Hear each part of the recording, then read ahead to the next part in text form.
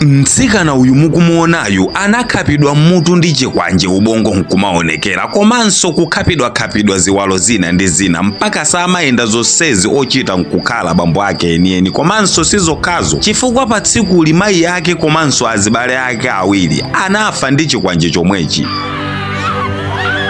Bambo kutenga chikwanje nkupha family yawo? Zitheka bwanji zimenezi tonse timasangalala kukhala ndi family chifupi ndi kuzinga yonse ipite. Kodi family imeneyi inalakwa chani? Nanga nzibambo ameneyu zake zilipotani? Nanga nsikanayu moyo wake wa masiku onse umamuyendera bwanji? Ndine Dean Studios, khalani pompo pomwe nkhani ikupitirira osayiwala. Ife Dean Studios timagulisa malonda osiyanasiyana online ndipo timatumiza kwina kulikonse kwa omwe mungakonde. Tili ndi WhatsApp group lomwe timatumiza malonda awa tsiku ndi tsiku. Ndiyika link mu comment box kwa ofuna kupanga join. Rwanda ndipo uyu ndi Turibwimana Emmanuel. Iyeyu ndiye mwana mmodzi yemwe anapulumuka ku chipulula cha bambo ake wakamba kuti iyeyu kunalibeko. Turibwimana asanaluze makolo ndi achibale chonchi iyeyu pachiyambipo anabadwa zabwinobwino monga muja momwe tonse tibadwira nkumakula. Wakula ku banja la bambo ndi mayi omwe anali pa banja la chisangalalo ndipo ana onse 4 amakula mosangalala. Banjali limadalira mowa omwe amaphika nkumagulisa ndipo dera lonse limadalira mowa kuchokera ku Komoli. Bambowa anali ndi mbiri yabwino yolikonda banja lawo. Turibwimana anaganiza zokasaka maganyu ku tauni popeza ndiye anali mwana wamkulu mbanjamo. Koma tsiku lina kunada zabwinobwino monga muja momwe kudera masiku onse. Ndipo zonse zinachitikira mnyumba iyi. Inali around past 8 ya usiku. Mtsikana uyu akusewera mnyumbamo anagunda pelo momwe munali mowa ndi kutaya. Utayilanje mowa wanga tidziti sukuona? Analusa bambo sizinaoneke na ayamba kumenya mwana ali modesa nkhawa. Komanso sizinathele pompa anakatenga chikwanje ndi kutema mtsikanayo pamutu mpaka nkati nkumaonekera.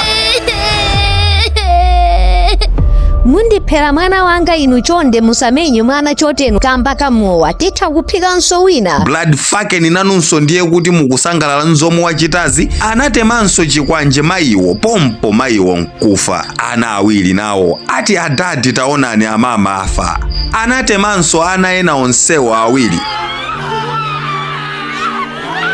Ndiye phokoso limamveka patali maneba ndi kuyimbira apolisi omwe anafika nkuzatapa mzibambo wachiweweyu.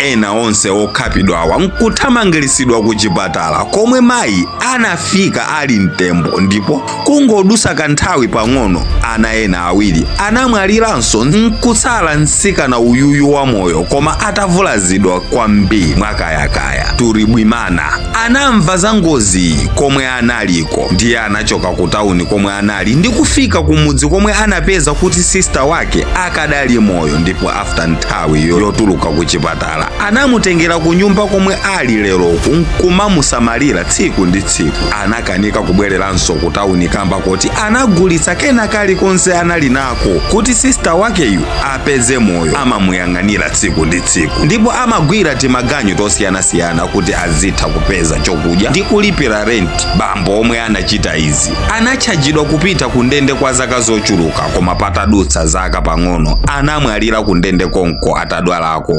Ukakhala moyo wa Turibwimana ndi mchemwali wake wa tsiku ndi tsiku. Awawa si okondwa kamba kuti amakhala movutika kwambiri ndipo mnyamatayu sangathe kumusiya sister wakeyu. Iye nkupita kutali kukazisakira kamba kuti sister wakeyu mikono nayo inakhapidwa choncho sangazipangire kena kalikonse payekha.